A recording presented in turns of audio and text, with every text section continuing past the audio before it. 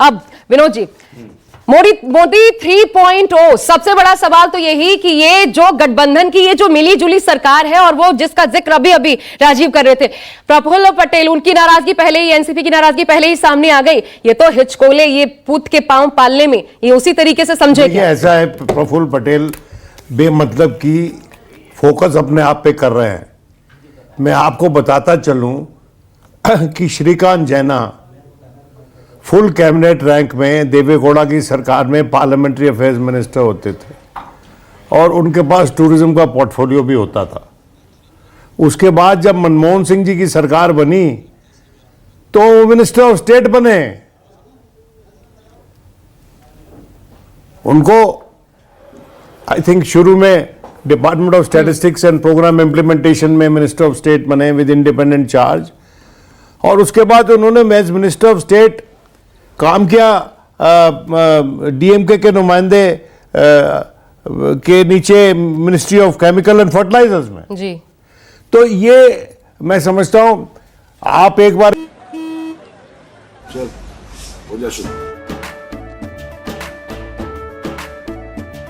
केसरिया से मन जोगी हुआ रे, दिल झूमे देखो पतवारा हुआ रे, दिल झूमे देखो पतवारा हुआ रे। हर पल मनाओ केसरी त्योहार। विमल बोलो जुबान केसरी। कैबिनेट मिनिस्टर रहे हैं, ठीक बात है, अच्छी बात है, आप काफी बरस कैबिनेट मिनिस्टर रहे हैं, लेकिन आज के दिन जो आपकी पार्टी की स्थिति है उसके चलते आपको कैबिनेट रैंक तो नहीं मिलना चाहिए। नहीं तो फर्क नहीं पड़ेगा क्या? क्योंकि इससे पहले आपने ये भी खबर सामने आ रही थी कि पहले कहा गया था कि कैबिनेट मिनिस्टर का दर्जा मिलेगा, उसके बाद अब अचानक एमओएस दे रहे हैं। इसी बात को लेकर के नाराजगी थी। इंडिपेंडेंट चार्ज जो होता है वो एक तरह से माना जाता है कि आपके पास समस्त अधिकार हैं और आप सब काम अपना फ्रीली कर सकते हो बिना किसी सीनियर मिनिस्टर के नीचे काम किए, लेकिन आप कैबिनेट मीटिंग में नहीं बैठ सकते। और कैबिनेट मीटिंग में जब आपको बुलाया जाएगा तो उसी वक्त बुलाया जाएगा जब आपका इशू जिसको आप इंडिपेंडेंटली हैंडल कर रहे हैं वो डिस्कस हो रहा है।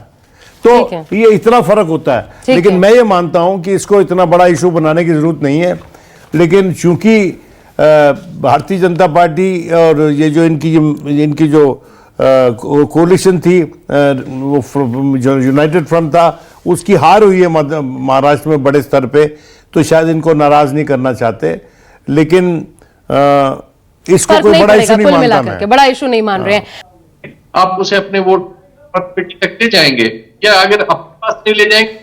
ये आपने बहुत महत्वपूर्ण बात कही कि आप घर बना दीजिए, शौचालय बना दीजिए, 5 किलो अनाज दे दीजिए, ये तमाम चीजें। विनोद जी, यही तो बात है कि आप जातीय फैक्टर में फंसे हुए हैं, लेकिन असलियत तो यही है कि जातीय फैक्टर वाकई कारगर हो जाए। सिर्फ इस जाति को इतना कोटा दे दो, इतना कोटा दे दो, इससे बात नहीं बनेगी। ये चुनाव में तो साबित हो गया, फिर भी हम उसी राह पर तो चल रहे हैं। देखिए बात सुनिए, सेल्फ रिलायंट इंडिया बनाना चाहते हैं लेकिन सेल्फ रिलायंट सिटीजन नहीं बनाना चाहते। जितनी पॉलिसीज हैं सरकार की और कई सरकारों की, एक ही पार्टी की नहीं, जनता को अपने दान पर, अपनी दया दृष्टि पे निर्भर रखना चाहते हैं। बार बार कहा जाता है कि हम इतने करोड़ लोगों को मुफ्त अनाज दे रहे हैं, इतने करोड़ लोगों को मुफ्त हमने घर बांट दिए या सस्ते घर बांट दिए। अच्छा है, वेलफेयर डिमेंशन होना चाहिए हमारे निज़ाम में, हमारे देश के निज़ाम में, क्योंकि हमारे यहाँ जो स्प्रेड ऑफ वेल्थ है या डिस्ट्रीब्यूशन ऑफ रिसोर्सेज है वो अनइवन है, वो लोगों तक बराबर नहीं पहुँच रहा, और कुछ लोग तो हमेशा मार्जिन से कई सदियों से पड़े हुए हैं। लेकिन मैं ये मानता हूँ कि सबसे अहम मुद्दा इस देश में रोज़गार है। रोज़गार के साथ जो जॉब सिक्योरिटी आती है वो है। इसीलिए अग्निवीर जैसी स्कीम पे लोग नाराज होते हैं, गुस्सा होते हैं, बार बार नेताओं से सुनते हैं कि भारत विश्व की तीसरे नंबर की इकॉनमी बनने जा रहा है, लेकिन जब वो अपनी स्थिति देखते हैं तो वो चिढ़ते हैं। और हमारा जो आजकल का मंजर है, जो हमारी जो जिस तरह का समाज है, आपने भी देखा होगा कि अभी जितनी गाड़ियां जा रही हैं ना शपथ ग्रहण के लिए, वो एक एक गाड़ी जो है 20-30 लाख की गाड़ी है कम से कम। और ये लोग कहते हैं कि हमने इस देश को बहुत बड़ा देश बना दिया है। जब जनता ये सुनती है, जिसको आप मुफ्त अनाज देते हो, जिसका बच्चा अग्निवीर में कार्यरत है और हो सकता है घर वापस आ जाए 3-4 बरस के बाद, तो उनको चिढ़ होती है और वो ये देखते हैं कि लोगों के अनुपात में उनकी गुर्बत कितनी है। तो फिर ये तो एक अंदरूनी सर्वे इनका भी होगा, क्या चीज है, क्या कारण रहे जिसकी वजह से ये चोट पहुंची है, इतनी बड़ी चोट कि 400 तो छोड़िए 200 इसलिए पहुंची अंतर आएगा तौर तरीकों में इस टर्म में देखा जाए तो। देखिए, अज्यूम कर लेना कि आपने एक बड़ा मंदिर बना दिया है और उसके चलते रिलीजियस टूरिज्म जो है वो प्रमोट हो जाएगा और उससे जनता को लाभ मिलना शुरू हो जाएगा बिना कोई सिस्टम बनाए।